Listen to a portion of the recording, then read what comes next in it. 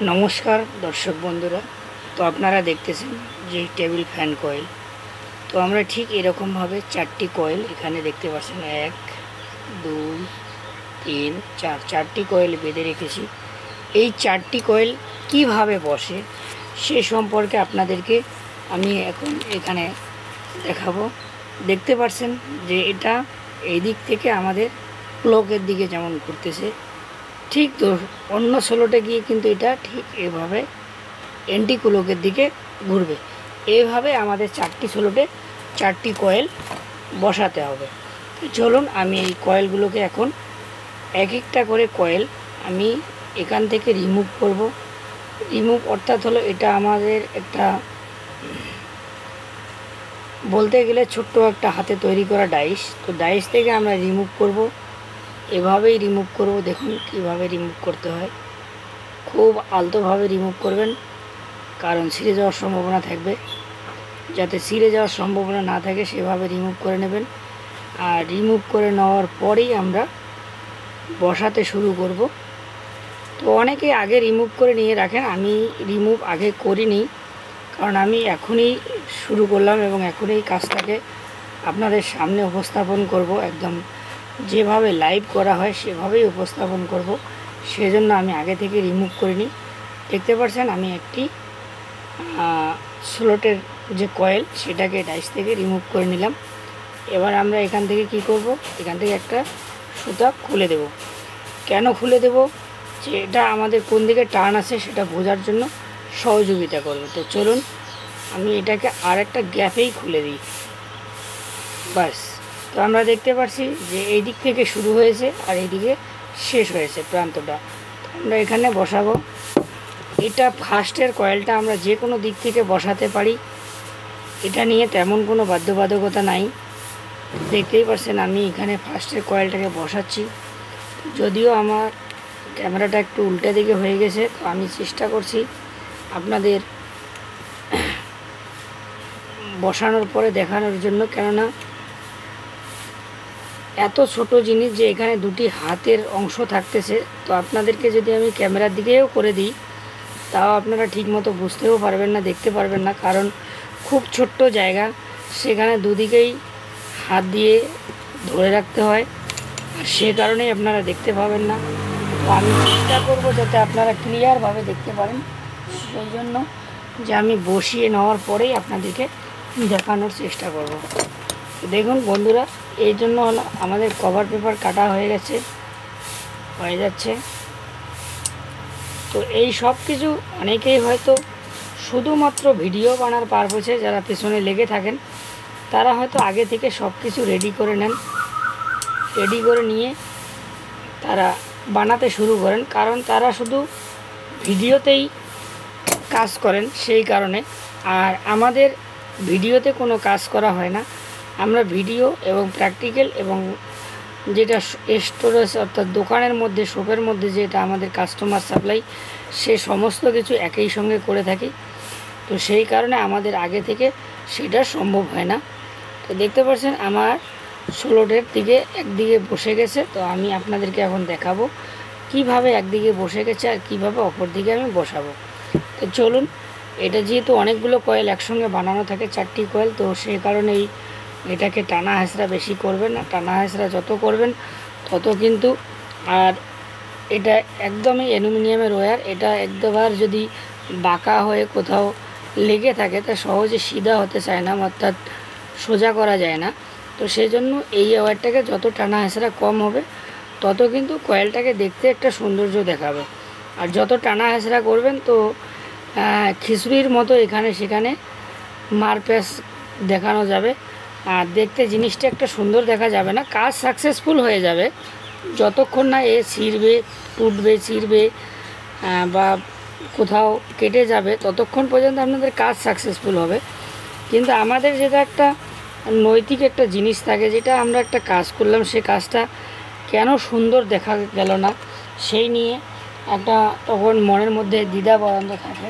তো সেই যত টানা হেঁচড়া করবেন ততই কিন্তু এর সৌন্দর্যটা কমতেই থাকবে, কারণ অ্যালুমিনিয়ামের ওয়্যারের নিয়ম হলো এক জায়গায় যখন বাঁকা হয়ে যাবে সেটা অটোমেটিকলি আর কখনো সিধা হবে না, আর সেটাকে টেনে হেঁচড়ে সিধা করতে হবে। তো এখানে বসানোর পরে আপনাদের টেনে হেঁচড়ে নেওয়ার কোনো তেমন জায়গা থাকবে না, সে কারণে এটা সিধা করা সম্ভব হবে না। তো চলুন আমি মানে 2 নম্বর সাইডের মানে একটি কয়েলের যে দুইটি সাইড থাকে, এ প্রান্ত এবং অপর প্রান্ত দু সাইডেই আমাদেরকে দিতে হবে কভারিং। তো দেখতে পাচ্ছেন কত সুন্দরভাবে বসে গেছে। তো আমরা এই কয়েলটিকে আরও সুন্দর রাখার জন্য কি করব, এটাকে একবারেই এর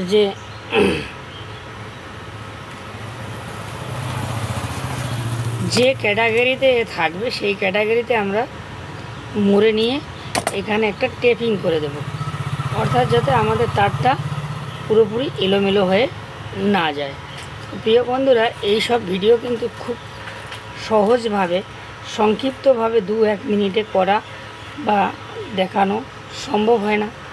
আর লং ভিডিওর ক্ষেত্রে অনেক সময় কি হচ্ছে, অনেকেই লং ভিডিও এখন দেখতে চান না। তো সে কারণেই যারা এডুকেশন পারপাসে যে সব ভিডিওগুলো আছে, তারা যদি আপনারা যদি লং ভিডিও দেখতে আগ্রহী না হন, তাহলে এ বিষয়ে আপনাদের শিকার কোনো দিনও কোনো কিছুই মানে ফলপ্রসূ হবে না।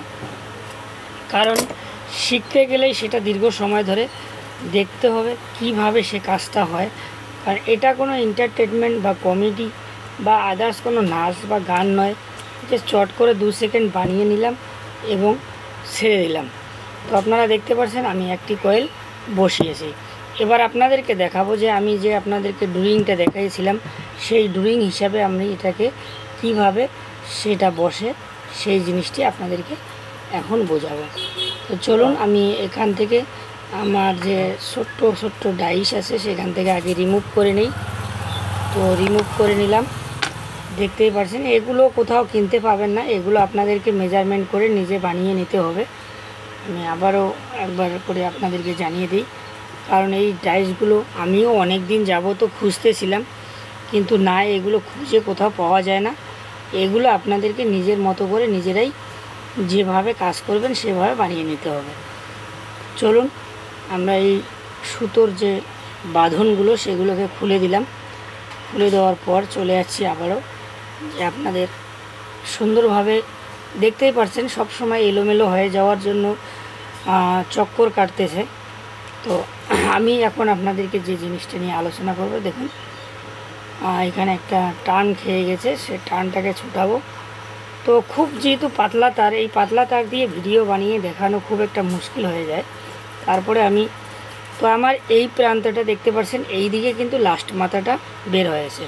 তো এই লাস্ট মাথাটা গিয়ে আমার এই যে এই পাশে সবার প্রথমে প্রবেশ করবে। তো সবার প্রথমে ওই দিকে প্রবেশ করতে গেলে আমাদেরকে কয়েলটা ঠিক এভাবে নিতে হবে। দেখতে পাচ্ছেন এই মাথাটা আমার এই পাশে প্রবেশ করবে, তো আমাকে কয়েলটা ঠিক এভাবে প্লেস করে নিতে হচ্ছে। এই যে আপনাদের যে কুলক এবং অ্যান্টি কুলক তৈরি করাটাই, এটাই কিন্তু কয়েলের সবথেকে ইম্পর্টেন্ট, মোস্ট ইম্পর্টেন্ট সাবজেক্ট এবং ইম্পর্টেন্ট ট্রেনিং। কারণ যখন বাইর সাইডে আউটসাইডে বান্ডিং হবে তখনকার দিকটা একরকম থাকে, এবার যখন ইনসাইডে বান্ডিং হবে, অর্থাৎ এই যে টেবিল ফ্যান মোটর এগুলো ইনসাইডে বান্ডিং হয়, অর্থাৎ ভেতরের দিকে বান্ডিং হয়। তো এইগুলোর ক্ষেত্রে এই কুলক এবং অ্যান্টি কুলক তৈরি করাটাই কিন্তু আপনাদের মোস্ট ইম্পর্টেন্ট সাবজেক্ট হিসাবে কয়েলের মধ্যে গণ্য করা হয়। যদি আপনারা কুলক অ্যান্টি কুলকের বান্ডিং ঠিক রাখতে পারেন এবং কানেকশনের যেটা মূল সূত্র সেটা হলো কয়েলের ভাষায় টপ এবং বটম বলা হয়। তো টপ বটমের সূত্র, এই দুটি সূত্র যখন আপনারা ঠিক মতো রাখতে পারবেন, কুলক অ্যান্টি কুলক এবং কানেকশনের জন্য টপ বটমের সূত্রগুলো, তো অটোমেটিকলি আপনারা যে কোনো কয়েল বান্ডিং করতে সমর্থ হবেন। চলুন বন্ধুগণ, আমি আপনাদেরকে কয়েলটাকে আগে প্লেসমেন্ট করি। প্লেসমেন্ট করার পরে আপনাদেরকে দেখাবো যে সেটাকে কিভাবে হিসাব নিয়ে আসতে হবে এবং কিভাবে সেটাকে লক্ষ্য রাখতে হবে। তো একটা জিনিসে আপনাকে আমি বলবো, এই কাজ করা অবস্থায় যদিও বা আমি ভিডিওটা তৈরি করতেছি, কিন্তু অনেক কষ্ট করে তৈরি করতে হয়, কেননা একটু অন্যমনস্ক হয়ে গেলে আমাদেরও ভুল হওয়ার চান্স থেকে যায়। 90% ভুল হওয়ার চান্স থেকে যায়। কিন্তু সেই জন্য কি করতে হয়, আমাদেরকে দৃষ্টিশক্তি খুব সতর্ক রাখতে হয়, যাতে কথা বলা এবং কাজ করা সময় আমাদের নজর অর্থাৎ দৃষ্টিকোণ এদিক ওদিক ঘুরে না যায় বা কোনো ব্যাহত না হয়। দেখতেই পারছেন আমি এটারও এক প্রান্ত বসিয়ে দিলাম এবং অপর প্রান্ত বসাবো। এখন আমি অপর প্রান্ত বসানোর পরে আপনাদেরকে দেখাবো যে আমি যে আপনাদেরকে কাগজে এখনই একটি ড্রয়িং এঁকে দেখালাম, সেই ড্রয়িংটি মতো কাজ হচ্ছে কি না, বা সেই ড্রয়িংটি কি আপনাদেরকে আমি ফলস করে দেখালাম নাকি সঠিক দেখালাম, সে বিষয়ে আমি আজকে এখানে কয়েল যে আমি বসাচ্ছি তার সঙ্গে বাস্তবতা মিল কতটা আছে সেটা নিয়ে সেটাকেও দেখাবো। তো চলুন আমি এখন এই সোলরটি আগে সুন্দরভাবে বসিয়ে নিই, কারণ খুবই পাতলা ওয়্যার, অ্যালুমিনিয়ামের ওয়্যার, সেটাও 37 নম্বর ওয়্যার। তো অ্যালুমিনিয়ামের 37 নম্বর ওয়্যার কেউ হাতে বান্ডিং করতে পারে এমন ধরনের খুব সাহস অনেকেই কমেই দেখাবেন, কারণ এটা এতটাই সূক্ষ্ম মাপের ওয়্যার হয়, যেটা আপনারা হয়তো বাস্তব হাতে নিয়ে না দেখলে বুঝতেই পারবেন না কখনো যে এই ওয়্যারটা এতটাই সূক্ষ্ম হবে যে সেটা কাজ করার ক্ষেত্রে কতটাই টাফ ব্যাপার হবে। চলুন, এখানে টার্ন আছে 650। তো সেই টার্ন সম্পর্কে আমি আপনাদেরকে অনেক জায়গায় আলোচনা করেছি বিস্তারিতভাবে। তো আজকে আমি টার্ন সম্বন্ধে আলোচনা না করলেও একটু আপনাদেরকে বলে রাখি। দেখতেই পারছেন যে পেপারটা একটু সাইড হয়ে যাওয়াতেই খুব সম্ভবত কেটে গেছে। তো যখন কেটে গেছে তো তখন আমাকে সেটাকে এখনই সাইড করে নিতে হবে।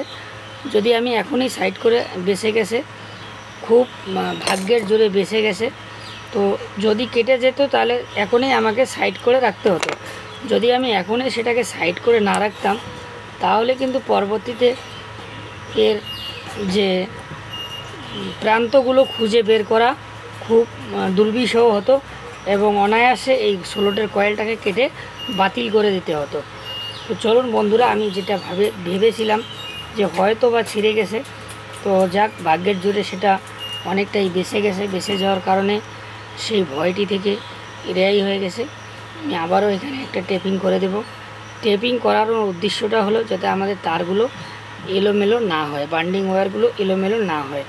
তো সেই জন্যই, কারণ প্রত্যেকটি কাজের একটা সৌন্দর্যতা নিজের চোখেও দেখতে ইচ্ছা করে এবং অবশ্যই অন্যরাও একটু সৌন্দর্যতা দেখতে চায়। তো সে কারণেই যত সৌন্দর্য তৈরি করা যায় ততটাই একটু সুবিধা হয়।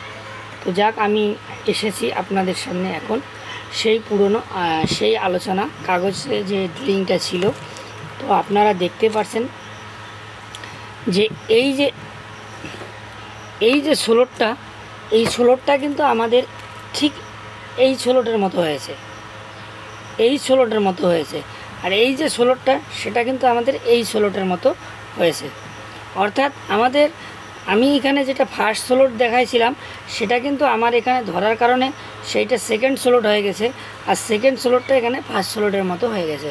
তো এই যে ক্লোক অ্যান্ড অ্যান্টি ক্লোক তৈরি করাটা, এটা কিন্তু আমাদের মূলত সবথেকে মেইন ইম্পর্টেন্ট সাবজেক্ট এখানে। তো দেখতে পাচ্ছেন এই প্রান্তটা আমার এখন আস্তে করে ব্যান্ড হয়ে ঠিক এই দিকে চলে যাচ্ছে। অর্থাৎ এই জিনিসটা যতক্ষণ আপনারা মনে রাখতে পারবেন না এবং খুব সূক্ষ্মভাবে দৃষ্টি রাখতে পারবেন না, তখনই কিন্তু কয়েল ভুল হওয়ার চান্স থাকবে এবং সেই কয়েলটি কার্যত কোনো কার্যকারী থাকবে না। আপনারা ইলেকট্রিক সাপ্লাই দেবেন, চেক করবেন, ম্যাগনেট হবে ঠিকই, কিন্তু ফ্যান রানিং বা ঘুরানোর দিক কোনোটাই হবে না। ও ম্যাগনেট করে শুধু ঘো ঘো আওয়াজ করে থেকে যাবে। আপনারা ঘুরিয়ে দিলেও কিন্তু ঘুরতে চাবে না, এই সমস্যাটা হয়ে যাবে। তো যে কোনো মোটর, ফ্যান, বান্ডিংয়ের ক্ষেত্রে আমাদের সবার আগে লক্ষ্য রাখতে হবে আমরা কয়েলটাকে কিভাবে বসাবো। ক্লোক অ্যান্ড অ্যান্টি ক্লোক করেই বসবে। আর আমাদের কানেকশনের সময় যে প্রান্তটা শুরু হয় সেটাকে আমরা বটম বলি, আর যে প্রান্তটা শেষ হয় সেটাকে আমরা টপ বলি।